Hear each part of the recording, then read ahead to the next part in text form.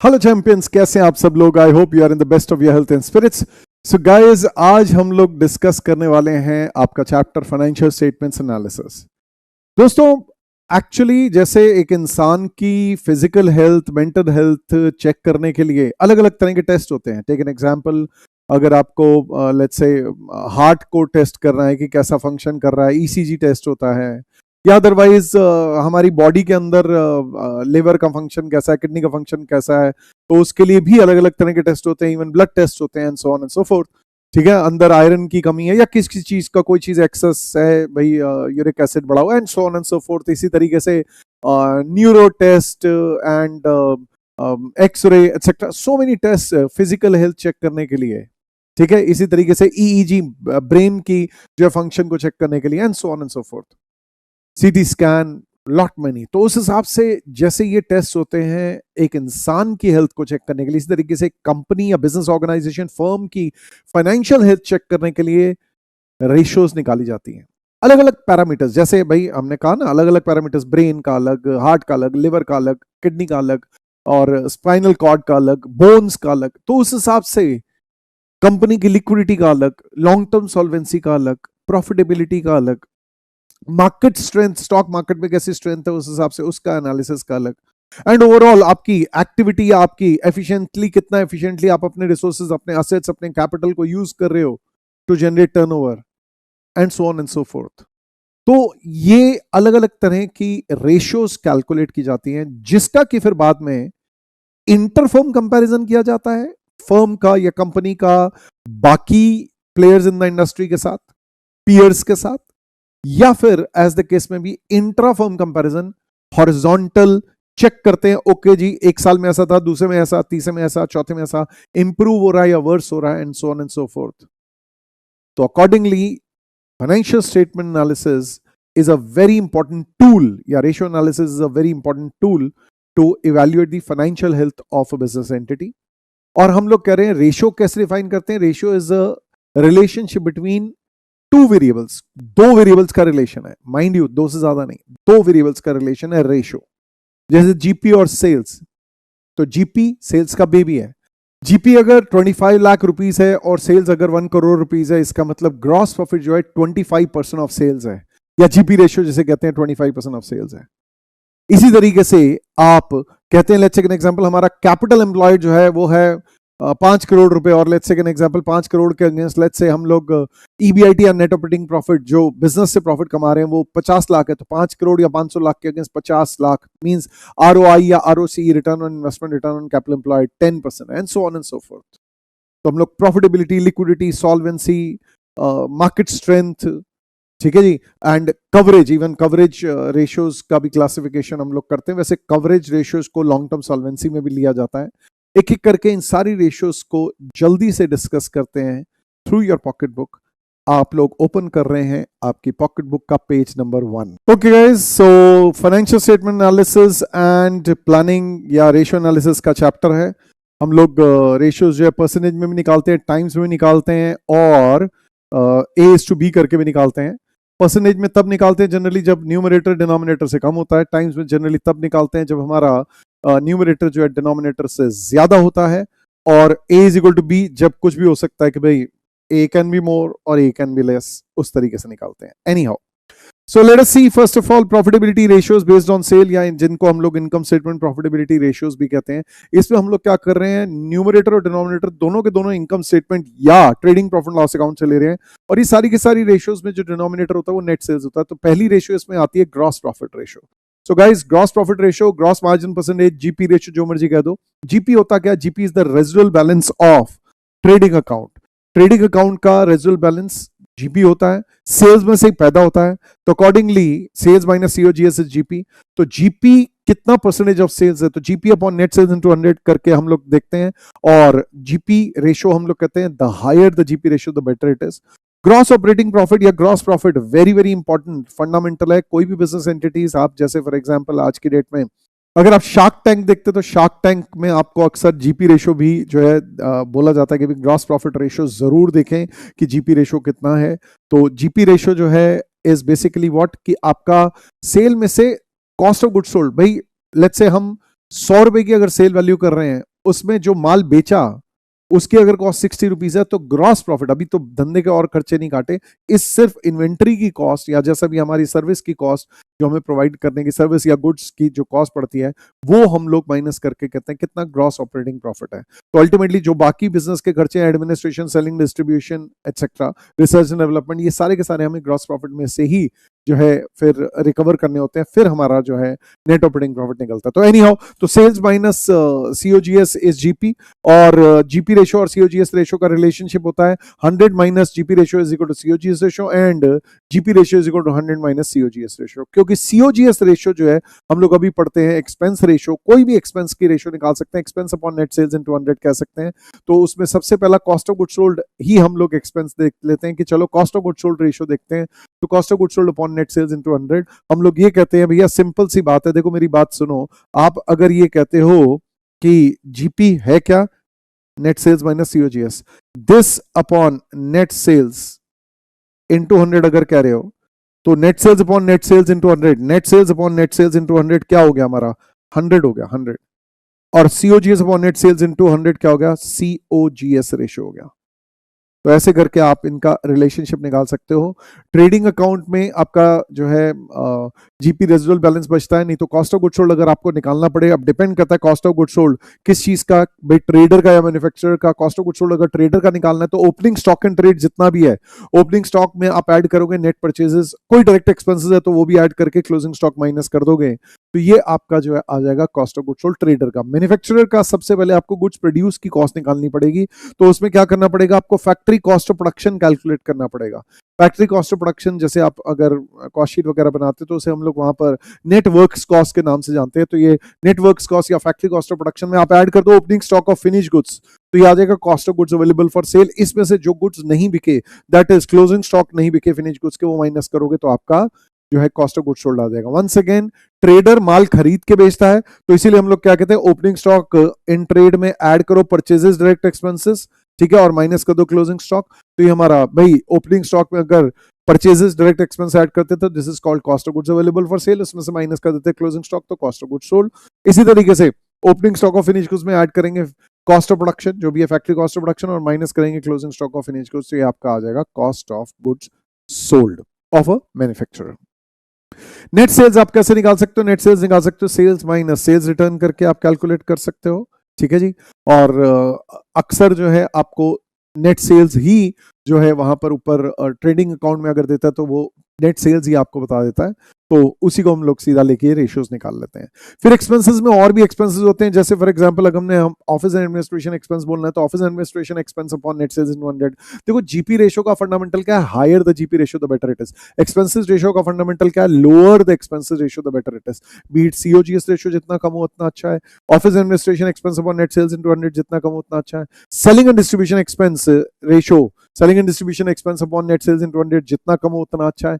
तो अकॉर्डिंगली हम लोग जो है ये सारे के सारे जो फिक्स खर्चे बिजनेस के, जैसे rent, rates, taxes, insurance, fix salaries, fix insurance premium, इन सब चीजों को हम लोग जो है सम अप करते हैं और फिक्स ऑपरेटिंग एक्सपेंसेस को numerator divide by net sales into 100 करते हैं, तो हमारी फिक्स एक्सपेंसेस रेशियो आती है। इसी तरीके से आप वेरिएबल कॉस्ट रेशियो या वेरिएबल एक्सपेंसेस रेशियो में निकाल सकते हो सारी variable cost, direct material, direct labour, direct expense, और कोई वेरिएबल ओवरहेड्स है तो वो सारे के सारे वेरिएबल कॉस्ट, मैन्युफैक्चरर का बोला, ट्रेडर का जो भी है variable cost of goods sold, और कोई अगर वेरिएबल सेलिंग के खर्चे हैं कुछ भी एटसेट्रा, कोई भी variable cost upon net sales into 100 करेंगे, तो this is variable cost ratio या वेरिएबल एक्सपेंसेस रेशियो।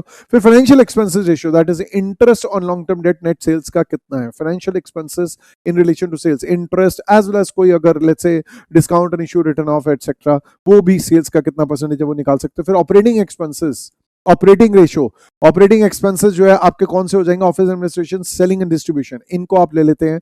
ये office and administration, selling and distribution जो है के अलावा और ऑपरेटिंग एक्सपेंसेस भी हो सकते हैं, हो सकता है कोई रिसर्च एंड डेवलपमेंट हो, क्वालिटी कंट्रोल कॉस्ट हो एटसेट्रा, तो वो भी आप जोड़ देंगे एज द केस में भी। देन इसके बाद आप ऑपरेटिंग रेशियो भी निकाल सकते हो। अच्छा पहले पीवी रेशियो देख लेते हैं, प्रॉफिट वॉल्यूम रेशियो, ये तो हम लोग मार्जिनल कॉस्टिंग में पढ़ते हैं। Contribution upon sales into 100, contribution कैसे डिफाइन किया जाता है, सेल्स माइनस वेरिएबल कॉस्ट। तो आप इसे ऐसे भी कह सकते हैं कि PV ratio is 100 minus variable cost ratio. Contribution is sales minus variable cost, ठीक है, या fix cost plus profit minus loss, क्योंकि आप मार्जिनल कॉस्टिंग में क्या करते हो, आप कहते हो सेल्स में से माइनस करो वेरिएबल कॉस्ट तो बचेगा कंट्रीब्यूशन, इस कंट्रीब्यूशन में से आप माइनस कर दोगे अगर फिक्स कॉस्ट तो बचेगा प्रॉफिट्स या लॉस।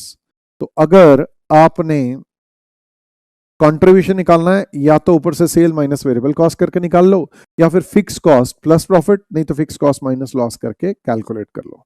नेक्स्ट, फिर बारी आती है ऑपरेटिंग रेशियो, सारे ऑपरेटिंग खर्चे, सारे धंधे के खर्चे। अच्छा, इनका रिलेशनशिप भी बता दूं, ये PV ratio is 100 minus variable expenses ratio या वेरिएबल कॉस्ट रेशियो, क्योंकि देखो ना कंट्रीब्यूशन है क्या, सेल्स माइनस वेरिएबल कॉस्ट, ठीक है, अपॉन सेल्स अगर करोगे इनटू 100 तो सेल्स अपॉन सेल्स इनटू 100 हो गया, और variable cost upon sales into 100 variable cost ratio हो गया एज ए केस में। तो ये प्रॉफिट वॉल्यूम रेशियो इस तरीके से भी आप कैलकुलेट कर सकते हो 100 माइनस वेरिएबल कॉस्ट रेशियो करके।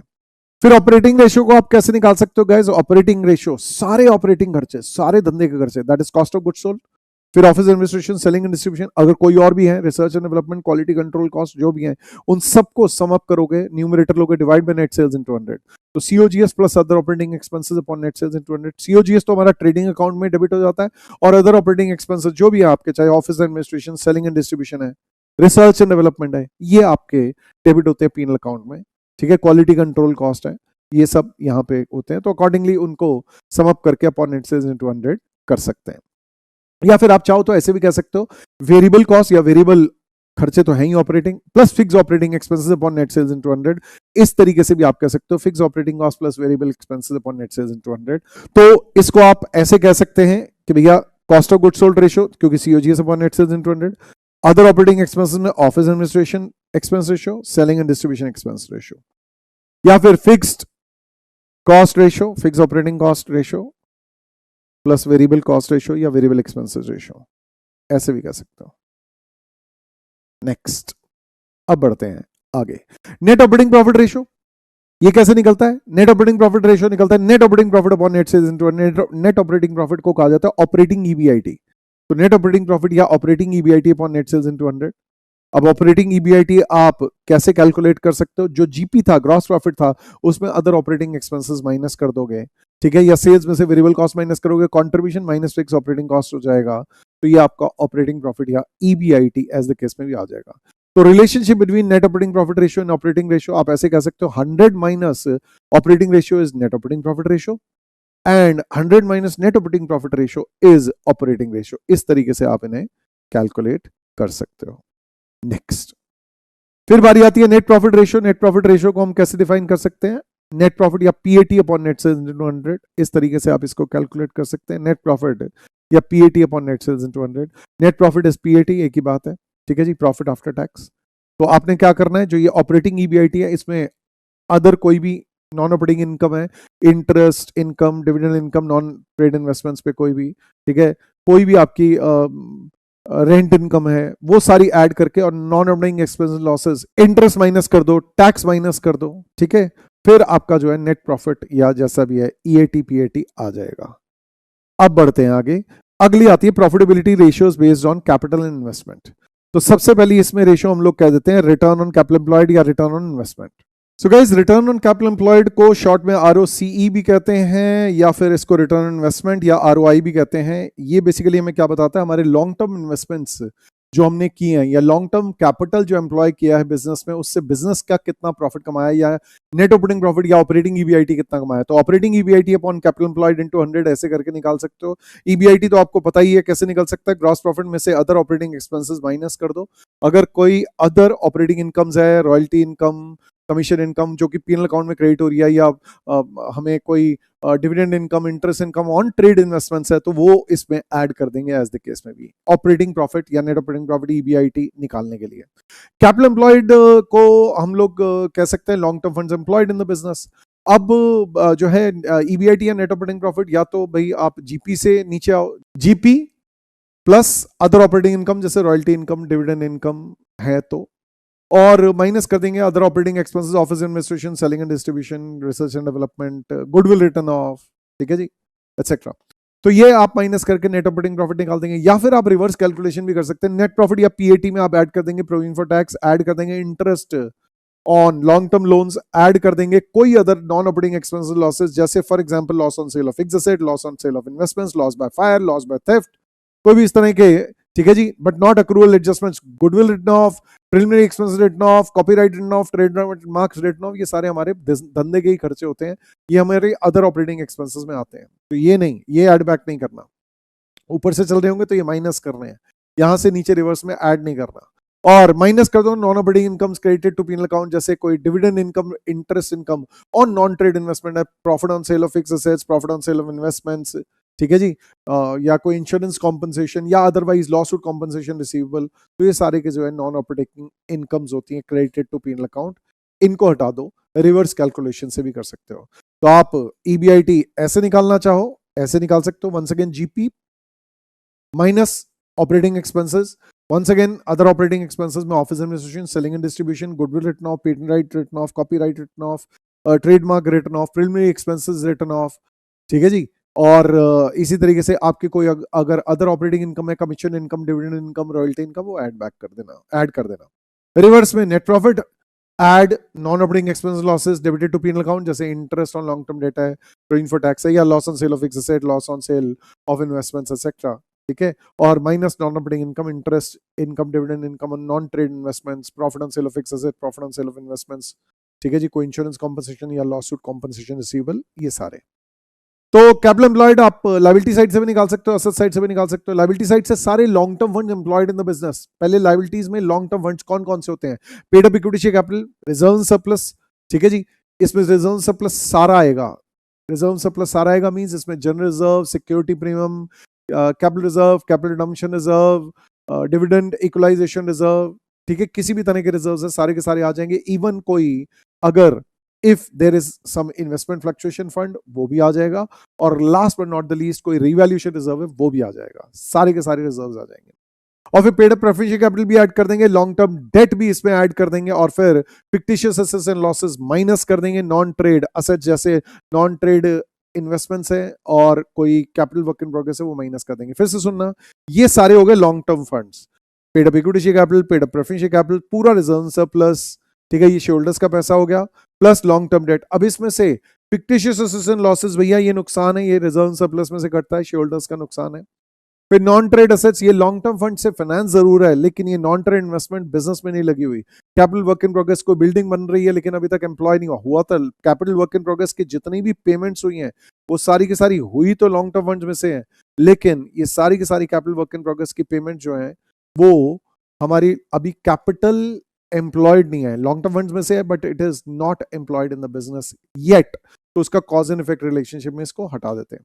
आप इसे लायबिलिटी साइड से ऐसे निकाल सकते हैं, एसेट साइड से भी निकाल सकते हैं। कैसे? Fixed assets, net fixed assets plus trade investments plus net working capital. कहने का मतलब net fixed assets that is gross fixed assets minus accumulated depreciation, ठीक है, इसमें सारे के सारे इंक्लूडिंग फिक्स्ड एसेट्स, कोई इंटेंजिबल फिक्स्ड एसेट्स है, goodwill written off, patent right, sorry goodwill not written off, goodwill जो आपकी बैलेंस शीट में आ रही है, पेटेंट राइट जो आपने, ट्रेडमार्क जो आपने क्रिएट करवाए हैं या रजिस्टर कराए हैं, गुडविल जो आपने खरीदी है, net working capital that is current assets minus current liability, और ट्रेड इन्वेस्टमेंट इफ एनी, ये सारे के सारे जो आप इस तरीके से भी निकाल सकते हैं। या फिर आप ऐसे कह सकते हैं टोटल असेट्स में से करंट लायबिलिटी माइनस कर दो। Total assets means asset side of balance sheet, total assets means asset side of balance sheet, इसमें से करंट लायबिलिटीज माइनस कर दो। लेकिन प्लीज इसमें कोई नॉन ऑपरेटिंग असेट्स है वो भी माइनस कर देना, नॉन ऑपरेटिंग असेट्स हैं वो भी माइनस कर देना। नॉन ऑपरेटिंग असेट्स जैसे नॉन ट्रेड इन्वेस्टमेंट्स है, ठीक है, या कैपिटल वर्क इन प्रोग्रेस जो अभी बोला था, वो नॉन ट्रेड असेट्स माइनस कर देना। नॉन ऑपरेटिंग या नॉन ट्रेड असेट्स माइनस कर देना, नॉन ऑपरेटिंग या नॉन ट्रेड असेट्स, ठीक है, नॉन।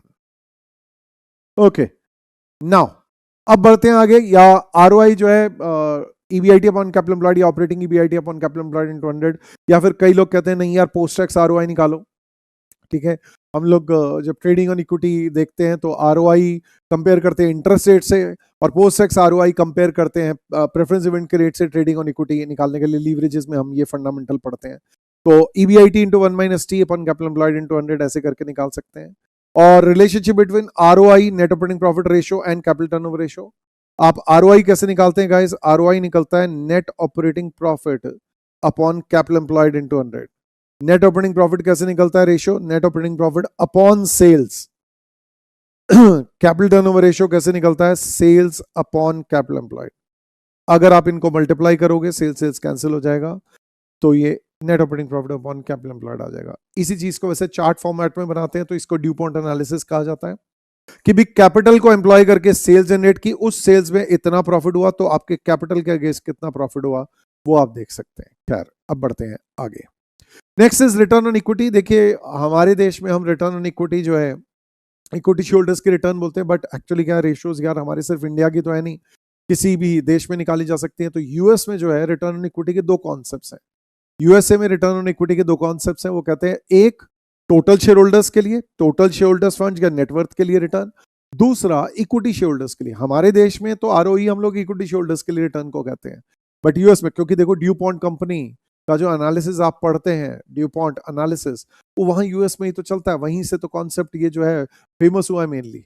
तो अल्टीमेटली क्या कह रहे हैं, वहां उन्होंने रिटर्न ऑन इक्विटी या रिटर्न ऑन नेटवर्थ का भी उन्होंने फंडामेंटल बताया था। एनी हाउ, तो return on share holders funds अगर निकालना हो, या रिटर्न ऑन नेटवर्थ या रिटर्न ऑन प्रोप्राइटर्स फंड्स,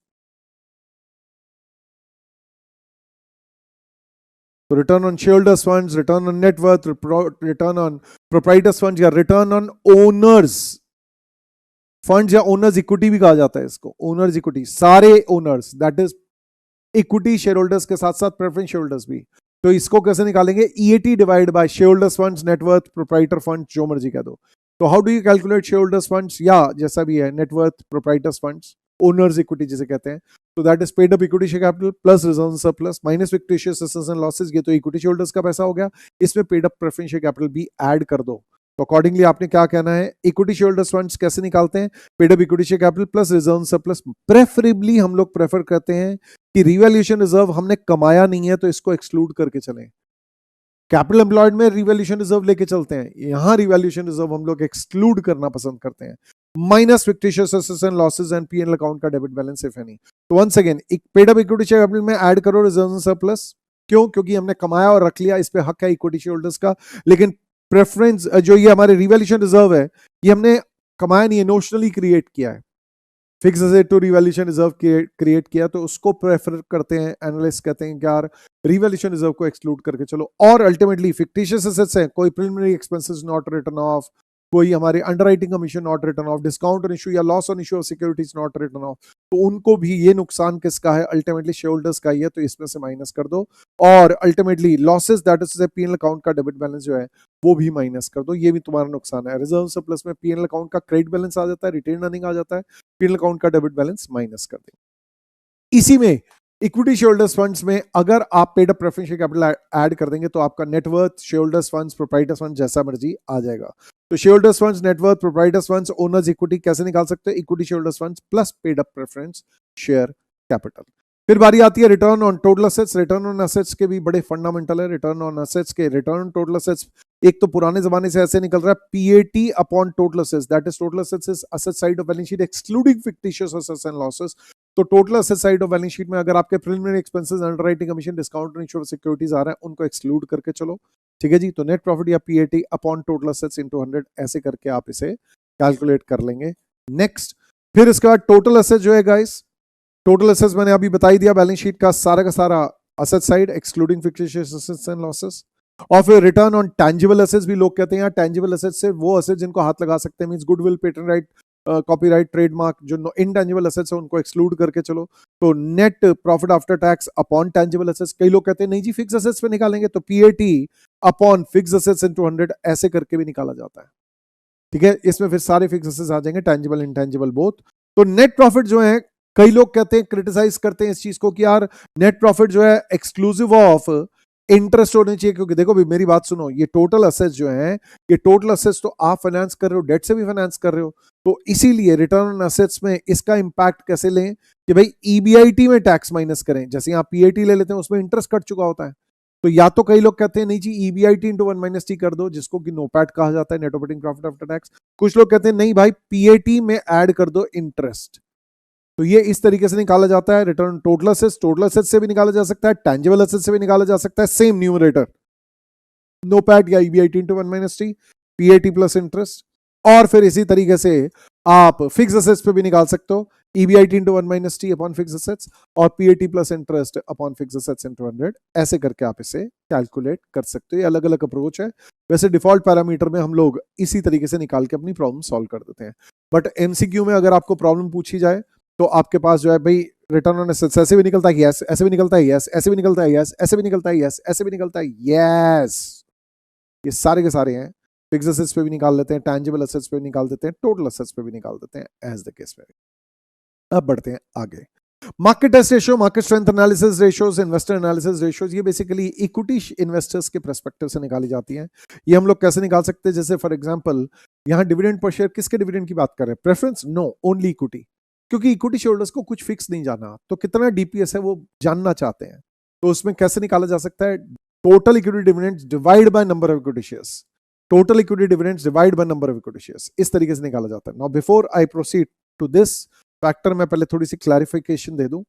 देखो ये जितनी भी हमारी रिटर्न वाली रेशियोज है, return on equity, return on capital employed, return on assets, क्योंकि न्यूमरेटर एक साल का है तो डिनोमिनेटर अगर एवरेज निकल सकता है तो प्रेफर करते हैं। If we have been given the data of average capital employed, क्योंकि EBIT 1 ईयर का है तो कैपिटल एम्प्लॉयड भी हम लोग एवरेज लेना पसंद करते हैं। इस तरीके से यहाँ पर EBIT into 1 minus T या EAT जो है आपका इस द केस में भी जो है, और EAE जो है पूरे साल का है, तो यहाँ पर भी average shareholders funds, average equity shareholders funds हम लोग प्रेफर करते हैं, opening plus closing divide by 2 if data is known. Similarly return total assets में, क्योंकि भाई ये तो बैलेंस शीट से उठाया, ये इनकम स्टेटमेंट से उठाया, ये एक साल का, ये डिनोमिनेटर एक दिन का, नॉट प्रेफर्ड, तो इसलिए अगर हमें डेटा दिया होता है तो हम लोग जो है उस केस में एवरेज ले लेते हैं। अगर एवरेज का डेटा नहीं दिया होता तो उस केस में हम लोग, एवरेज का डेटा नहीं दिया होता तो क्लोजिंग से ले लेते हैं।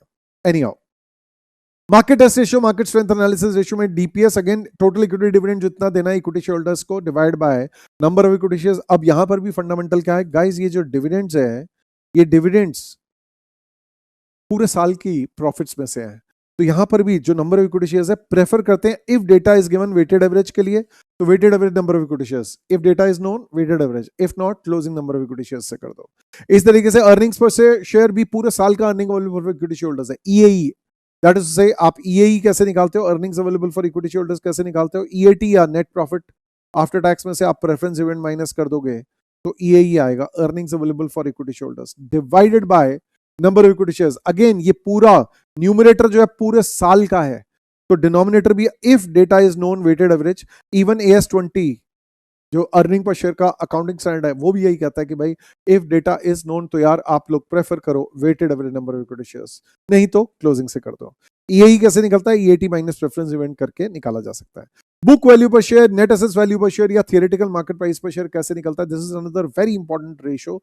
लोगों को मार्केट वैल्यू तो मार्केट प्राइस तो पता चल जाती है कि मार्केट में इतने का प्राइस चल रहा है, लेकिन बुक्स ऑफ अकाउंट्स की वैल्यू बैलेंस शीट से पता चलती है। तो बैलेंस शीट में जितने भी इक्विटी शेयरहोल्डर्स फंड्स है उसको divide by number of equity shares लेंगे। अब ये न्यूमरेटर बैलेंस शीट डेट का है, ये कहां से उठाया इक्विटी शेयरहोल्डर्स फंड्स, ये वही है जो अभी ऊपर देखा था, paid up equity share capital plus सारा का सारा reserve surplus excluding fictitious excluding जो है revaluation of and minus fictitious assets and losses P&L account debit balance, तो वही इक्विटी शेयरहोल्डर्स फंड्स है डिवाइड बाय यहां नंबर ऑफ इक्विटी शेयर्स जो है closing number of equity shares आएगा। Why closing, because ये बैलेंस शीट से उठाया। न्यूमरेटर अगर बैलेंस शीट का है, अगर एक दिन का है तो नंबर ऑफ इक्विटी शेयर्स भी उसी दिन के होंगे, अगर न्यूमरेटर पूरे साल का है तो डिनोमिनेटर भी इफ पॉसिबल तो एवरेज लेना पसंद करते हैं। Now fourth ratio is dividend yield in equity shares या DPS अपॉन MPS इनटू 100। ये इक्विटी शेयरहोल्डर की इन्वेस्टर है, इक्विटी शेयरहोल्डर की रिक्वायर्ड रेट ऑफ रिटर्न है। ये एक छोटे इन्वेस्टर की DPS मिलेगा, भाई मेरे को इतना DPS मिल रहा है इतने MPS इन्वेस्ट करने पे, तो ये उसकी छोटे इन्वेस्टर की जो एक्सपेक्टेशन डिफाइन करता है। ये इवन इसको जो है हम लोग वहां पर dividend yield model, cost of equity, cost of capital के चैप्टर में इसको KE भी कहा जाता है, no growth model, zero growth model में DPS अपॉन MPS इनटू 100। इस तरीके से अर्निंग यील्ड निकाली जा सकती है या अर्निंग प्राइस रेशियो निकाली जा सकती है। अर्निंग ये जैसे डिविडेंड प्राइस रेशियो या dividend yield ratio DPS upon MPS into 100, इस तरीके से अर्निंग यील्ड या अर्निंग प्राइस रेशियो ये भी हमारा KE निकाला जाता है इस तरीके से। कैसे, EPS upon MPS into 100, earnings पर शेयर अपॉन मार्केट प्राइस पर शेयर इनटू 100, कि भाई मैंने एज एन इन्वेस्टर इतना मार्केट प्राइस दिया, इतनी अर्निंग्स कंपनी ने मेरे लिए कमाई है, तो अर्निंग यील्ड ये उसकी एक्सपेक्टेशन डिफाइन होती है इक्विटी शेयरहोल्डर की। Then comes your dividend pay out ratio. Dividends पे आउट रेशियो कैसे निकलेगा guys? DPS upon EPS into 100, इस तरीके से कैलकुलेट कर सकते हो कितना प्रोपोर्शन ऑफ अर्निंग्स जो है वो डिविडेंड्स की तरह बांटा जा रहा है। तो डीपीएस अपॉन ईपीएस इनटू 100 ऐसे कैलकुलेट किया जा सकता है। 100 minus retention ratio. Retention ratio कैसे निकलेगा? Retention ratio is EPS minus DPS upon EPS into 100। तो अगर आप देखोगे तो EPS upon EPS into 100 is 100, ठीक है जी। और फिर जो है इस तरह का रिलेशनशिप आपको निकल आएगा। ये dividend pay out ratio DPS upon EPS into 100 is dividend pay out ratio. तो EPS minus DPS upon EPS into 100, अगर आप इसको देखोगे तो 100 minus dividend pay out ratio ऐसे निकल सकता है। या आप चाहो तो पर शेयर से नहीं, total equity dividend, total equity dividend divide by earnings available for equity shareholders into 100 ऐसे भी निकाल सकते हो। अगर नंबर ऑफ इक्विटी शेयर से डिवाइड ना किया हो, पर शेयर ना हो, तो डजंट मैटर। इस तरीके से ईएई माइनस टोटल इक्विटी डिविडेंड, भाई कितना हिस्सा जो है कंपनी ने डिविडेंड की तरह बांट दिया अर्निंग्स का, और कितना हिस्सा जो है उन्होंने रिटेन करके रीइन्वेस्ट किया, क्योंकि रिटेंशन से ही ग्रोथ होती है। रिटेन करेंगे तभी रीइन्वेस्ट करके ग्रोथ होगी फ्यूचर में। नई इन्वेस्टमेंट्स करेंगे रिटेंशन से तभी ग्रोथ होगी। आगे बढ़ते हैं। Price earning ratio, reciprocal of earnings price या earnings yield ratio, MPS upon EPS times में निकलता है, या आप 1 अपॉन अर्निंग्स यील्ड रेशियो भी कह सकते हैं। प्राइस अर्निंग रेशियो का इनवर्स रिलेशन होता है रिस्क से। Higher the risk lower the P ratio, lower the risk higher the P ratio. और पॉजिटिव रिलेशन होता है ग्रोथ से। अगर एक कंपनी की ग्रोथ ज्यादा है तो उसका पी रेशियो ज्यादा होता है, ग्रोथ कम है तो पी रेशियो कम होता है। Then comes market value to book value per share, जो अभी आपने BVPS निकाली थी, that is equity shareholders funds divided by number of equity shares, closing number of equity shares। उसी से आप MPS upon BVPS निकाल सकते हो। बुक वैल्यू पर शेयर को थियोरेटिकल मार्केट प्राइस पर शेयर भी कहते हैं, आपको पता ही है, ठीक है, या फिर net assets value per share भी कहते हैं। तो book value, market value to book value per share, इस तरीके से आप इसको कैलकुलेट कर सकते हो। नेक्स्ट ये टाइम्स में निकलती है, कितने गुना है एज द केस में भी। और last but not the least is Q ratio. Q ratio, Tobin Q theory एक इकोनॉमिक्स की थ्योरी थी, उसमें उन्होंने, टोबिन साहब ने बताया था कि भाई market value of equity and liability कितनी है, ठीक है, या मार्केट वैल्यू ऑफ कंपनी जिसे हम लोग कहते हैं, और उसको फिर कंपेयर करते हैं किससे? Expected replacement cost of asset से। Expected replacement cost of asset या असेट्स की रिप्लेसमेंट कॉस्ट। अगर take an example, market value 20 lakh है और असेट्स की जो है रिप्लेसमेंट कॉस्ट 10 लाख रुपए है, तो हम उस केस में कहते हैं यार मार्केट में लोग इसका प्राइस दे रहे हैं, ये ज्यादा प्राइस दे रहे हैं, ये ओवर वैल्यूड है। यही अगर मार्केट वैल्यू जो है, let's take an example, is 8 lakh और ये 10 लाख है, तो हम कहते हैं भाई अंडर वैल्यूड है। इस हिसाब से इकोनॉमिक्स में थ्योरी निकाल के उन्होंने बोला था, टोबिन साहब ने, कि इन्वेस्टमेंट और करनी चाहिए या रिफंड कर देना चाहिए money, and so on and so forth. Over capitalisation, under capitalisation, और इन्वेस्टमेंट्स करें ना करें, इकोनॉमिक्स की, मैक्रो इकोनॉमिक्स की थ्योरी थी, टोबिन क्यू थ्योरी। इसका थियोरेटिकली आपको पता होना चाहिए, प्रैक्टिकली इसका जो डेटा है वो हमें फाइनेंशियल स्टेटमेंट से तो पता चल नहीं सकता। फिर एक्टिविटी रेशियोज, परफॉर्मेंस रेशियोज या टर्नओवर रेशियो बहुत इंपॉर्टेंट है। अलग अलग हमारे जो मैनेजर्स हैं, जैसे फॉर एग्जांपल हमारे फाइनेंस मैनेजर हैं, परचेज मैनेजर हैं, प्रोडक्शन मैनेजर हैं, ठीक है जी, और ये अलग अलग जो मैनेजर्स हैं उनकी हम लोग परफॉर्मेंस चेक कर सकते हैं कि किस तरीके से उन्होंने डिसीजंस लिए। जैसे फिक्स असेट्स कितनी इन्वेस्टमेंट करी, लॉन्ग टर्म इन्वेस्टमेंट्स करवाई फाइनेंस मैनेजर ने, तो फिक्स असेट्स टर्नओवर रेशियो, तो फिक्स असेट्स को यूज करके कितनी टर्नओवर जनरेट की, तो न्यूमरेटर आ जाएगा टर्नओवर या नेट सेल्स, डिनोमिनेटर आ जाएगा नेट फिक्स असेट्स। तो net sales is the first choice. अगर नेट सेल्स का डेटा ना दिया हो तो कॉस्ट ऑफ गुड्स सोल्ड ले लेते हैं, ठीक है जी, कॉस्ट ऑफ गुड्स सोल्ड जो आपने ऊपर COGS ऑलरेडी पढ़ा हुआ है, अपॉन नेट फिक्स असेट्स या net block of fix assets भी कहा जाता है। अच्छा, वंस अगेन ये पूरे साल का है, तो प्रेफरेबली अगर डेटा एवरेज का दिया हो तो बल्ले बल्ले है, नहीं दिया हो तो कोई बात नहीं, आप क्लोजिंग से ले लेना। नेट फिक्स असेट्स या नेट ब्लॉक को कैसे कह सकते हैं? ग्रॉस फिक्स असेट्स या कॉस्ट ऑफ फिक्स असेट्स या ग्रॉस ब्लॉक में से आप एक्यूमुलेटेड डिप्रीशिएशन माइनस कर दोगे तो नेट फिक्स असेट्स या नेट ब्लॉक आ जाएगा। इस तरीके से gross block, once again gross value of fix asset या total cost of fix asset without any reduction of depreciation, यह हो जाएगा। फिर टोटल असेट्स टर्नओवर रेशियो, ये आपने अपने टोटल असेट्स को यूज करके, जैसे फिक्स असेट्स को यूज करके कितनी टर्नओवर जनरेट की, तो ये भी first choice net sales data दिया हो तो बढ़िया है, नहीं दिया हो तो COGS से ले लेते हैं, ठीक है जी। यहां पर भी अगर डिनोमिनेटर एवरेज पॉसिबल है, क्योंकि नेट सेल्स या COGS पूरे साल का है, तो डिनोमिनेटर अगर एवरेज पॉसिबल है बढ़िया है, नहीं है क्लोजिंग से ले लो। Similarly current assets turnover ratio, current assets को यूज करके कितनी टर्नओवर जनरेट की, again net sales first choice, COGS second choice, और अगेन एवरेज करंट असेट्स ले, क्योंकि ये बैलेंस शीट से उठा रहे हैं, न्यूमरेटर पूरे साल का, तो डिनोमिनेटर भी एवरेज ले लें तो बेटर है। कैपिटल टर्नओवर रेशियो, कैपिटल को एम्प्लॉय करके कितनी टर्नओवर या सेल्स, फर्स्ट चॉइस, नहीं दिया हो तो कॉस्ट ऑफ गुड सोल्ड, ये भी आप प्रेफर करेंगे। एवरेज कैपिटल एम्प्लॉयड अगर निकल सके तो बहुत बढ़िया, नहीं तो क्लोजिंग से ले लेना। Net working capital turnover ratio, that is current asset minus current liability, उसको यूज करके कितनी टर्नओवर जनरेट की, तो नेट सेल्स फर्स्ट चॉइस, नहीं तो सीओजीएस सेकंड चॉइस, अगर पॉसिबल है तो एवरेज ले लो। Net working capital is current assets minus current liability, ठीक है जी।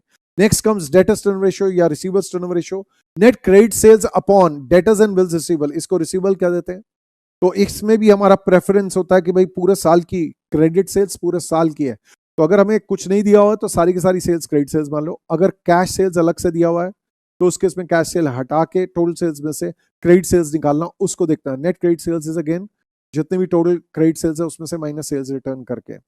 और डेटर्स एंड बिल्स रिसीवेबल, ये दोनों के दोनों जो है नीचे इफ पॉसिबल एवरेज हो तो बहुत बढ़िया है। नेट सेल्स में से कैश सेल माइनस करोगे तो नेट क्रेडिट सेल्स आ जाएंगे।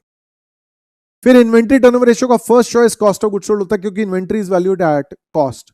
तो अगर एक ट्रेडर है तो उसके नीचे डिनोमिनेटर में स्टॉक इन ट्रेड आएगी, एक मैन्युफैक्चरर है तो उसका stock of finish goods inventory आएगा। इफ पॉसिबल तो एवरेज स्टॉक लेना पसंद करेंगे, क्योंकि न्यूमरेटर अगेन पूरे साल का है। तो cost of sales, cost of goods sold एक ही चीज होती है, फाइनेंशियल अकाउंट्स में ये दोनों एक ही चीज होती है, कॉस्ट अकाउंट्स में अलग होता है, बट हमारे लिए हम सिनोनिमस लेते हैं। In cost accounts cost of sales और कॉस्ट ऑफ गुड्स सोल्ड में डिफरेंस होता है, but in financial accounts we call cost of goods sold as cost of sales also. तो cost of sales, cost of goods sold एक ही बात है, ये फर्स्ट चॉइस है, ये पूरे साल का है, नहीं दिया हुआ तो सेल्स लेना, ठीक है, अपॉन इफ पॉसिबल तो एवरेज स्टॉक। ट्रेडर है तो of finish goods, of stock in trade, अगर मैन्युफैक्चरर है तो stock of finish goods. Stock in trade, भाई ट्रेडर का कैसे निकालते हैं सीओजीएस, हमने देखा ही था, opening stock plus net purchases plus direct expense minus closing stock. Manufacturer का कैसे निकालते हैं, opening stock of finish goods add net cost of finish goods produce या cost of production minus closing stock of finish goods, तो ये आपका जो है cost of goods sold of a manufacturer आ जाएगा। रॉ मटेरियल्स की टर्नओवर रेशियो कैसे निकलेगा, raw material consume divide by inventory of raw material, again denominator if possible तो एवरेज लेंगे।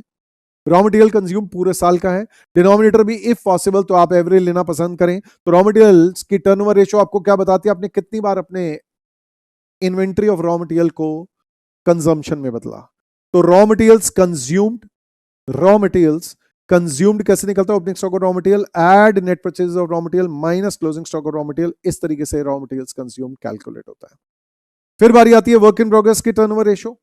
वर्क इन प्रोग्रेस की टर्नओवर रेशियो कैसे निकलेगी, नेट फैक्ट्री कॉस्ट अपॉन या फैक्ट्री कॉस्ट ऑफ प्रोडक्शन, एक ही बात है, factory cost, net factory cost या फैक्ट्री कॉस्ट ऑफ प्रोडक्शन कैसे निकाल सकते हैं, जैसे कॉस्ट शीट में बनाते हैं, raw material net factory cost, raw material consume में ऐड कर दो conversion cost, that is direct labour, direct expense and factory overheads, ये सारे के सारे ऐड कर दो, इनडायरेक्ट मैन्युफैक्चरिंग कॉस्ट ऐड कर दो, ठीक है जी। ये आपकी ग्रॉस फैक्ट्री कॉस्ट आ गई, इसमें add opening stock of work in progress add करके minus closing stock of work in progress, तो नेट फैक्ट्री कॉस्ट आ गई, या आप इसे फैक्ट्री कॉस्ट ऑफ प्रोडक्शन भी कह सकते हैं। डिवाइड बाय इफ पॉसिबल तो एवरेज इन्वेंट्री ऑफ डब्ल्यूआईपी लेना, वर्क इन प्रोग्रेस का एवरेज इन्वेंट्री, क्योंकि न्यूमरेटर पूरे साल का है, अगेन डिनोमिनेटर भी एवरेज लोगे तो ज्यादा बेटर है। ये हमारे लिए जो 8th और 9th रेशियो है, ये मैन्युफैक्चरर्स के पॉइंट ऑफ व्यू से है। रॉ मटेरियल्स कितनी बार कंजम्पशन में बदला, फिनिश वर्क इन प्रोग्रेस कितनी बार फिनिश हुआ या प्रोडक्शन में बदला, ये फिनिश गुड्स या स्टॉक इन ट्रेड कितनी बार सेल्स में बदला, डेटर्स से पूरे साल में कितनी बार कलेक्शन करी, तो ये सारी की सारी, जैसे ये जो रेशियो है ये हमारी सेल्स मैनेजर या जैसे भी सेल्स डिपार्टमेंट की एफिशिएंसी बताती है कि किस हिसाब से, कलेक्शन डिपार्टमेंट की स्पेशली बोलें तो उन्हीं की हिसाब से सेल्स डिपार्टमेंट और कलेक्शन डिपार्टमेंट भी उन्हीं के हिसाब से उन्होंने पॉलिसी बना रखी होगी कि इतने टाइम का क्रेडिट देंगे, तो किस हिसाब से वो कलेक्शन करा पा रहे हैं अपने डेटर्स से, इस तरीके से कितनी बार गुड्स सोल्ड कर पा रहे हैं, average inventory of stock in trade या finish goods as the case में भी।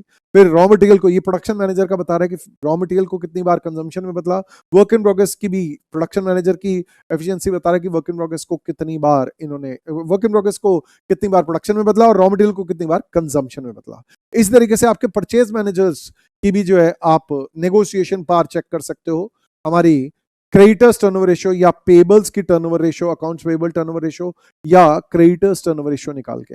कैसे निकलता है, net credit purchases upon creditors and bills payable, if possible तो डिनोमिनेटर एवरेज लेना, इफ डिनोमिनेटर तो इफ पॉसिबल, क्योंकि न्यूमरेटर पूरे साल का है नेट क्रेडिट परचेजेस, ठीक है। Net credit purchases again total purchase में से कैश परचेज माइनस कर दोगे तो नेट क्रेडिट परचेजेस आएंगी। ये आपका कितनी बार जो आपने अपने सप्लायर्स को पूरे साल में पे किया है, तो अल्टीमेटली हम सारी की सारी टर्नओवर रेशियोज जो ये 10 टर्नओवर रेशियोज है, पहली 9 टर्नओवर रेशियोज का है एक ही फंडामेंटल, हायर द बेटर। सारी की सारी turnover ratios first 9 turnover ratios, fix assets turnover ratio, capital turnover ratio, total assets turnover ratio, current assets turnover ratio, net working capital turnover ratio, debtors turnover ratio, फिर उसके बाद raw materials की turnover ratio, work in progress की turnover ratio, finish goods या जैसा भी है stock and trade की टर्नओवर रेशियो, सारी की सारी हायर द बेटर। लेकिन क्रेडिटर्स टर्नओवर रेशियो का या पेबल्स टर्नओवर रेशियो का लोअर द बेटर। जितनी कम बार इनको पे करोगे उतना आपके लिए बेटर है, लोअर द बेटर। फिर बारी आती है गाइस एवरेज कलेक्शन पीरियड, कितनी दिन में या कितने महीने में आपने अपने डेटा से कलेक्शन करी। तो एवरेज कलेक्शन पीरियड एसीपी जिसे हम लोग कहते हैं, कैसे निकाल सकते हैं? अगेन न्यूमरेटर होगा हमारा 12 या 360 या 52 जैसा भी है। 360 डेज ज्यादा प्रेफर करते हैं, 360 दिन हर महीना 30 दिन का, साल में 12 महीने ऐसा करके चलते हैं, ठीक है जी। अपॉन डेटर्स टर्नओवर रेशियो इस तरीके से निकाला जा सकता है। या फिर आप चाहो तो ऐसे भी कह सकते हो कि भैया यही चीज है, ये debtors and bills receivable upon net credit sales into ACP जो भी है 12 360 52 इस तरीके से निकाला जा सकता है।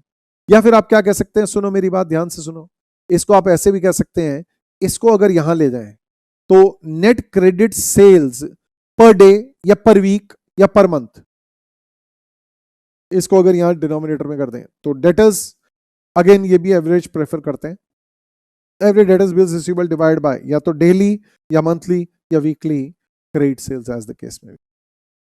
फिर इसी तरीके से इन्वेंट्री, फिनिश गुड्स या स्टॉक एंड ट्रेड का जो है होल्डिंग पीरियड निकाल सकते हो, कैसे 360 12 या 52 divide bye stock turnover ratio ऐसे निकाल सकते हो।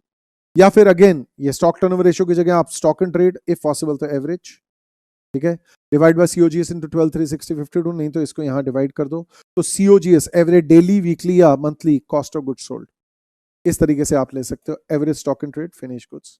सिमिलरली आप रॉ मटेरियल्स का भी निकाल सकते हो कि 360 12 या 62 52 divide by inventory, raw material inventory का टर्नओवर रेशियो, या फिर एज द केस में भी average stock of raw material, ठीक है जी, divide by raw material consume into 12 360 52, नहीं तो इसको अगेन एवरेज डेली वीकली या monthly raw material consumed, new denominator, और ये average stock of raw material तो न्यूमरेटर था ही। देन WIP का 12 360 52 डिवाइड बाय WIP का टर्नओवर रेशियो या average stock of work in progress, ठीक है जी, divide by net factory cost, या फिर इसको डिवाइड कर दो again factory cost per day per week per month, ऐसे करके निकाल सकते हो। Last is average payment period, तो 12 360 52 divide by creditors turnover ratio ऐसे करके निकाला जा सकता है। या फिर इसको आप ऐसे कह सकते हो average creditors and bills payable divide by net credit purchases into 12 360 52, या फिर इसको यहां डिनोमिनेटर कर दो तो इस हिसाब से एवरेज डेली वीकली या मंथली नेट क्रेडिट परचेजेस इस तरीके से निकाला जा सकता है। नाउ लिक्विडिटी या शॉर्ट टर्म सॉल्वेंसी रेशियोज, इसमें सबसे पुरानी और सबसे ज्यादा जानी मानी रेशियो है current ratio. This is not the only means कि भाई लिक्विडिटी इसी से पता चल जाएगी, बहुत सारे और पैरामीटर्स देखने होते हैं, बट करंट रेशियो इसको जो है वर्किंग कैपिटल रेशियो के भी नाम से जाना जाता है। Working capital ratio, current assets upon current liability, इसका आइडियल जो है प्रिस्क्राइब्ड है 2:1, इंटरनेशनली 2:1 करंट रेशियो आइडियल मानते हैं, और यही चीज हमारे यहाँ इंडिया में 1974 में श्री PL टंडन ने, टंडन कमेटी में भी उनकी रिपोर्ट जो थी, RBI को जो रिपोर्ट भेजी थी उसमें भी उन्होंने यही रिकमेंडेशन दी थी कि भाई आप 2:1 रखोगे तो बढ़िया है।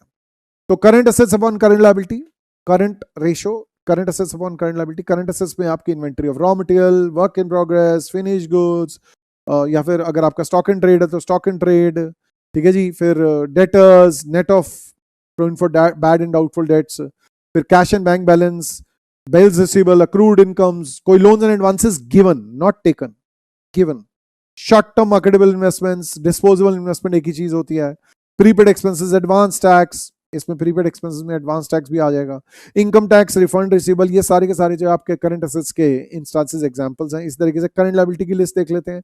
Creditors for goods and services, short term loans, bank overdrafts, cash credits, outstanding expenses, accrued expenses, provision for tax, proposed dividends, unclaimed dividends, bills payable, short term notes payable, promissory note जो होते हैं, current maturity of long term debts, कोई भी long term debt से debentures etcetera 12 महीने में payable है वो, एडवांसेस रिसीव फ्रॉम कस्टमर्स, ये सारे के सारे जो है एग्जांपल्स है करंट लायबिलिटी के।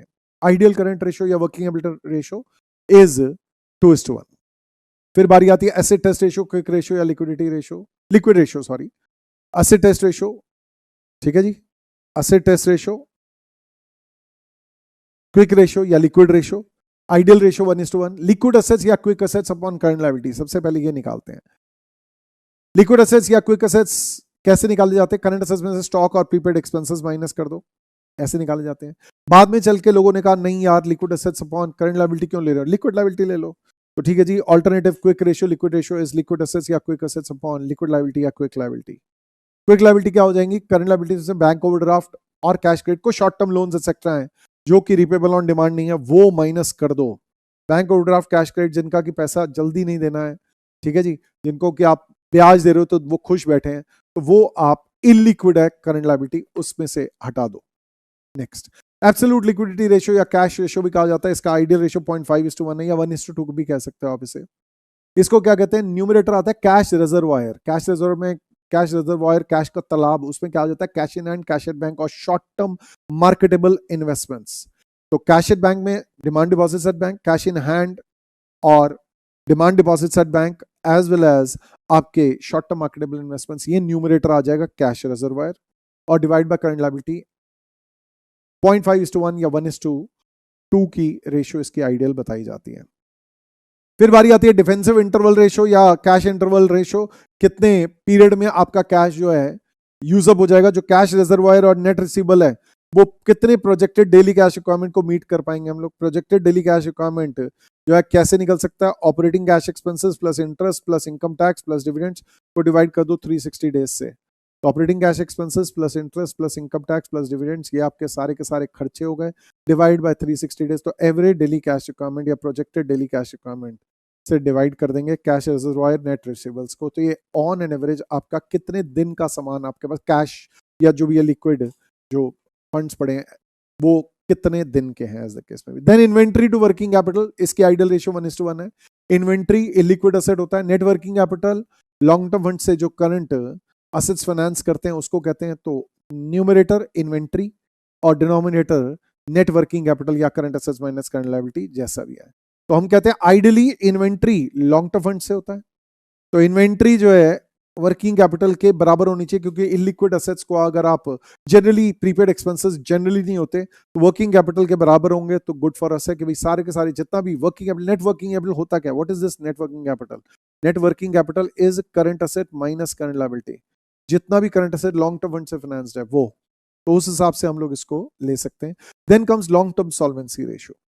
लॉन्ग टर्म सॉल्वेंसी रेशियो में सबसे पहली आती है हम लोग कवरेज रेशियोज। कवरेज रेशियोज को लॉन्ग टर्म सॉल्वेंसी रेशियो में कह देते हैं। लॉन्ग टर्म फाइनेंस प्रोवाइडर्स को हम लोग जो रिटर्न देते हैं उसको कैसे कवर कर पा रहे हैं? जैसे फॉर एग्जांपल अगर मैं बोलूं interest coverage ratio, long term date जो है उस पर इंटरेस्ट देना है, वो कहां से कवर करना है, किससे देना है? ईबीआईटी से। तो न्यूमरेटर क्या होगा? EBIT upon interest on long term date, ऐसे करके निकालेंगे। सारी कवरेज रेशियोज का प्रिंसिपल होता है higher the better. Higher the coverage ratio the better it is. ठीक है जी।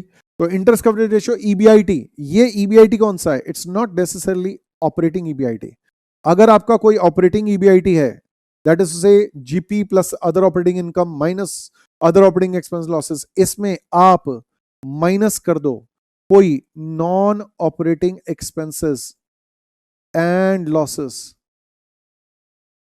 Excluding interest and tax. Interest और टैक्स नहीं, बाकी कोई है माइनस कर दो, और फिर इसमें ऐड कर दो कोई non operating income credited to penal account. अगर ये डेटा दिया हो तो बल्ले बल्ले है, ये ऐसे निकल सकता है। जनरली सवालों में ऑपरेटिंग ईबीआईटी और यहां इंटरेस्ट कवरेज रेशियो का भी ईबीआईटी सेम होता है, बट डिफर भी कर सकता है। डिफरेंस क्या है? ये ईबीआईटी जो है ये हम लोग कह रहे हैं इससे हमें इंटरेस्ट देना है, तो वो नॉन ऑपरेटिंग से हो या ऑपरेटिंग से हो, मेरे को उससे कोई फर्क नहीं पड़ रहा। वहां नेट ऑपरेटिंग प्रॉफिट रेशियो में ऑपरेटिंग ईबीआईटी होता है, रिटर्न ऑन कैपिटल एम्प्लॉयड में ऑपरेटिंग ईबीआईटी होता है। यहां लॉन्ग टर्म फाइनेंस प्रोवाइडर्स के पर्सपेक्टिव से ऑपरेटिंग और नॉन ऑपरेटिंग हो, मेरे को कोई फर्क नहीं पड़ रहा, तो नॉन ऑपरेटिंग इनकम भी ऐड कर दो भाई, उससे भी तो दे सकते हैं इंटरेस्ट।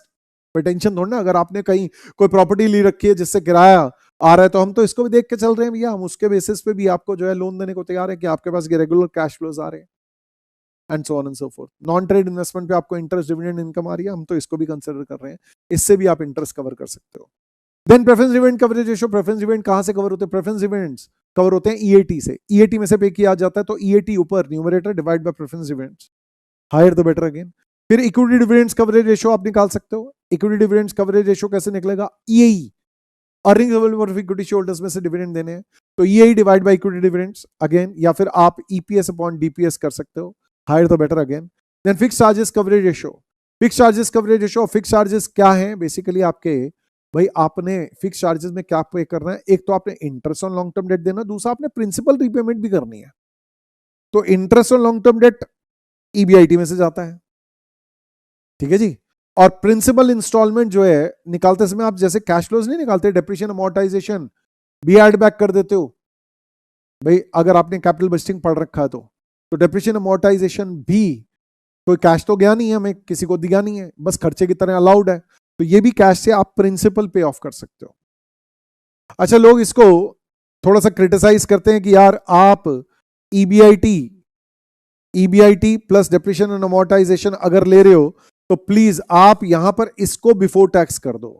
प्रिंसिपल इंस्टॉलमेंट जो है वो तो आफ्टर टैक्स वाले जो प्रॉफिट्स है उसमें से पे ऑफ होती है, तो उस हिसाब से इसको बिफोर टैक्स कर लो जब आप न्यूमरेटर ईबीआईटी ले रहे हो तो EBIT plus depreciation and amortisation, इसमें से तो इंटरेस्ट जा रहा है, अब इसको भी बिफोर टैक्स ले आए तो चलो जी, इन दोनों में से इंटरेस्ट भी जाएगा और डेप्रिसिएशन अमोर्टाइजेशन से आप प्रिंसिपल इंस्टॉलमेंट और कवर कर सकते हो। डेट सर्विस कवरेज रेशियो, इसको कैसे कहते हैं? ईएटी प्लस कोई भी non cash allowances debited to PnL account, ठीक है, earnings available for debt service divide by again interest on long term debt plus principal instalments, ठीक है जी। अब again earnings available for debt service क्या हो जाता है? ये हो जाता है ईएटी नंबर 1, उसमें इंटरेस्ट भी ऐड बैक कर दो, ईएटी प्लस इंटरेस्ट प्लस कोई डेप्रिसिएशन अमोर्टाइजेशन जो है वो भी ऐड कर दो, तो accordingly EAT plus interest plus depreciation, कोई भी नॉन कैश एक्सपेंडिचर जैसे intangible fixed asset written off, कोई goodwill written off, patent right written off, copyright written off, trademark written off, fictitious assets written off, take an example preliminary expenses written off, underwriting commission, discount on issue, loss on issue written of, या फिर loss on sale of fixed assets written off, loss on sale of investments written off, ये सारे के सारे जो है आप add back कर दोगे और फिर उससे divide by interest on long term debt plus principal instalment, higher तो बेटर है प्रिंसिपल कवरेज रेशियोज का। फिर कैपिटल स्ट्रक्चर रेशियोज, इसमें सबसे बढ़िया और सबसे पुरानी रेशियो है debt equity ratio, ideal ratio 2:1। Debt means long term debt, secured हो अनसिक्योर्ड हो कोई फर्क नहीं पड़ता। अपॉन इक्विटी मींस नेटवर्थ या शेयरहोल्डर्स फंड्स या प्रोप्राइटर्स फंड, तो shareholders funds, proprietors funds, net worth, इसको हम लोग इक्विटी कहते हैं और लॉन्ग टर्म डेट फंड्स को हम लोग डेट कहते हैं। तो accordingly long term date funds में क्या आ जाएगा? लॉन्ग टर्म वेदर सिक्योर्ड या अनसिक्योर्ड, जैसे डिबेंचर्स हैं, बॉन्ड्स हैं, लोन्स फ्रॉम फाइनेंशियल इंस्टीट्यूशंस है, कोई भी outside liabilities, total debts both current and long term. कई लोग ऐसे भी कहते हैं मैं सिर्फ लॉन्ग टर्म डेट्स क्यों लूं, मैं दोनों लूंगा, ठीक है, तो टोटल डेट्स ले लेते हैं लोग, ऐसा भी होता है एज द केस में भी। फिर शेयर होल्डर्स फंड्स या प्रोप्राइटर्स फंड्स एक ही चीज है। पेड अप इक्विटी कैपिटल में रिजर्व सरप्लस ऐड कर दो, fictitious assets and losses minus कर दो, तो ये आपका जो है आ जाता है इक्विटी शेयरहोल्डर्स फंड्स। इसमें obviously reserve surplus preferably excluding reval reserve, ठीक है। और फिर पेड अप प्रेफरेंशियल कैपिटल कर दोगे तो शेयरहोल्डर्स फंड्स, नेटवर्थ या प्रोप्राइटरी फंड्स आ जाएगा इक्विटी के लिए जो नेटवर्थ या शेयरहोल्डर्स फंड्स है। फिर debt to total funds ratio, debt upon total funds या debt upon debt plus equity. अब डेट की रेशियो, डेट और इक्विटी की रेशियो क्या थी? 2:1, तो ये debt upon debt plus equity क्या हो गई? 2:3। नेक्स्ट, फिर ये again shareholders funds plus long term debt है। फिर बारी आती है proprietors funds to total funds ratio या इक्विटी रेशियो। तो इक्विटी, जैसे आपने date to total funds ratio देखा था, इस तरीके से equity to total funds ratio आपने अगर देखनी है तो इक्विटी अगेन 1 है तो डेट 2 है, इस तरीके से आप इसे कैलकुलेट कर सकते हो। फिर डेट टू टोटल एसेट्स या debt to value ratio, debt upon total assets, ऐसे करके निकाला जा सकता है। इसकी आइडियल रेशियो 2:3 है, ठीक है जी। Debt to total assets ratio, ideal ratio 2:3।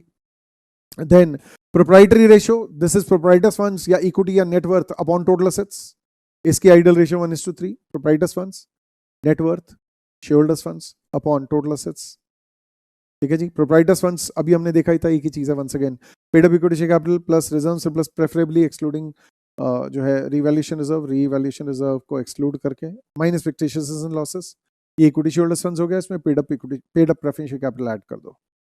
Capital gearing ratio, this is fixed income capital upon variable income capital. Fixed income capital fix return देनी है डेट होल्डर्स को और प्रेफरेंस होल्डर्स को, तो long term debt plus long term preference capital divide by equity holders funds, ऐसे करके आप इसे निकाल सकते हो। फिर बारी आती है fix asset ratio, fix assets upon capital employed. Fix assets सारे के सारे सिर्फ लॉन्ग टर्म फंड से फाइनेंस होने चाहिए, तो आइडियली कैपिटल एम्प्लॉयड का एक हिस्सा नेट फिक्स एसेट्स में होगा, एक हिस्सा नेट वर्किंग कैपिटल में भी होगा, तो this has an ideal ratio of less than 1। आगे बढ़ते हैं। फिर ratio of current assets to fix assets, तो current assets upon fix assets, simple सी बात है, इसका कोई आइडियल प्रिस्क्राइब नहीं है, डिपेंड करता है भाई आप अगर एक्सपेंशन मोड में होगे तो current assets to fix assets ratio बढ़ेगी, मॉडर्नाइजेशन मैकेनाइजेशन होगी तो current assets to fix assets कम हो जाएगी क्योंकि आप फिक्स एसेट्स में ज्यादा इन्वेस्टमेंट कर रहे होगे, and so on and so forth. Next अगला फंडामेंटल आता है DuPont analysis. DuPont analysis, DuPont company ने आरओआई का जो है एनालिसिस करके दिखाया था, रिटर्न ऑन इन्वेस्टमेंट या रिटर्न ऑन कैपिटल एम्प्लॉयड का। हम लोग क्या कहते हैं, ROI is equal to net operating profit ratio into capital turnover ratio.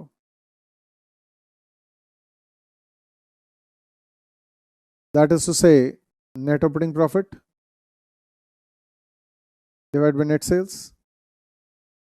sales divided by capital employed. तो अगर आप इनको मल्टीप्लाई करोगे, net operating profit ratio into capital turnover ratio, that is EBIT upon net sales, तो जी net sales upon capital employed, तो आप देख सकते हो सेल्स कैंसिल हो जाएगा, ईबीआईटी अपॉन कैपिटल एम्प्लॉयड आ जाएगा। ईबीआईटी कैसे निकलता है वो दिखाना चाहो दिखा सकते हो, नहीं दिखाना चाहो हम दिखाते नहीं वैसे। और capital employed is fixed assets plus net working capital, trade investment हो तो वो भी। फिर DuPont analysis of return on total assets, return on total assets EAT divide by total assets, इसको ऐसे भी कहा जा सकता है EAT upon sales, that is net profit ratio into total assets turnover ratio, that is to say sales divided by total assets. Mathematically multiply करोगे EAT upon sales into sales upon total assets, EAT upon total assets आ जाएगा। So net profit margin या net profit ratio into total assets turnover ratio, net income या EAT upon sales into sales upon total assets, तो ये आ जाएगा आपका EAT या net income upon total assets। तो ये आप निकाल के दिखाना चाहो नेट इनकम, तो सेल्स में non operating expenses, losses, surplus, deficit सब सेल्स से एज वेल एज सारे खर्चे काट दो, सीओजीएस काट दो, ऑपरेटिंग एक्सपेंस काट दो, सारे खर्चे काट दो, ठीक है। तो sales plus non operating income में से टोटल खर्चे, इंटरेस्ट, टैक्स सब काट दो, तो ये टोटल एसेट्स में फिक्स एसेट्स भी आ गए, करंट एसेट्स भी आ गए। करंट एसेट्स के example cash at bank, marketable securities, receivables, inventories, other current assets ले लिया। फिर DuPont chart, return on net worth या return on equity. DuPont company ने यह भी बताया return on net worth is the product of return on total assets and equity multiplier. Equity multiplier is total assets upon net worth. तो ये इसमें इन्होंने क्या कहा, इन्होंने कहा देखो मेरी बात सुनो, अगर आपको रिटर्न ऑन नेटवर्थ निकालना है तो आप कैसे कह सकते हो, सुनो मेरी बात, ईएटी अपॉन सेल्स, सेल्स में प्रॉफिट पैदा होता है, लेकिन आप जो है टोटल असेट्स लगा के सेल्स करते हो, और ये जो प्रॉफिट पैदा हो रहा है ये आप टोटल असेट्स जो है डेट से भी फाइनेंस कर सकते हो और नेटवर्थ से भी फाइनेंस कर सकते हो। तो जितना ज्यादा आपका इक्विटी मल्टीप्लायर होगा या टोटल असेट्स अपॉन नेटवर्थ होगा, उतना ज्यादा आपका रिस्क होगा कि आपका नेटवर्थ का पोर्शन कम है टोटल असेट्स में। लेट्स से टोटल एसेट्स है 100 लाख और नेटवर्थ है सिर्फ 10 लाख, ये बहुत ज्यादा रिस्की है। यही अगर लेट्स से एन एग्जांपल 100 लाख में 80 लाख है तो ये कम रिस्की है कि डेट कम है comparatively, and so on and so forth. तो अकॉर्डिंगली हम लोग क्या कर रहे हैं, हमने अपने टोटल एसेट्स को यूज करके सेल्स जनरेट की, लेकिन उस टोटल एसेट्स में कितना पोर्शन हमने नेटवर्थ या शेयर होल्डर्स का पैसा लगाया, और फिर अल्टीमेटली इस सेल्स में इतना प्रॉफिट हुआ, तो कैंसिल आपने अपने नेटवर्थ के लिए या शेयर होल्डर्स के लिए कितनी रिटर्न जनरेट की वो आप निकाल सकते हो। तो net profit ratio is net profit upon sales, ये रहा, ये sales upon total assets turnover ratio, ये रहा, और equity multiplier is total assets upon shareholders equity या shareholders funds या net worth. And that finishes off the concepts. I really hope that you found this chapter easy and interesting. Take care. God bless.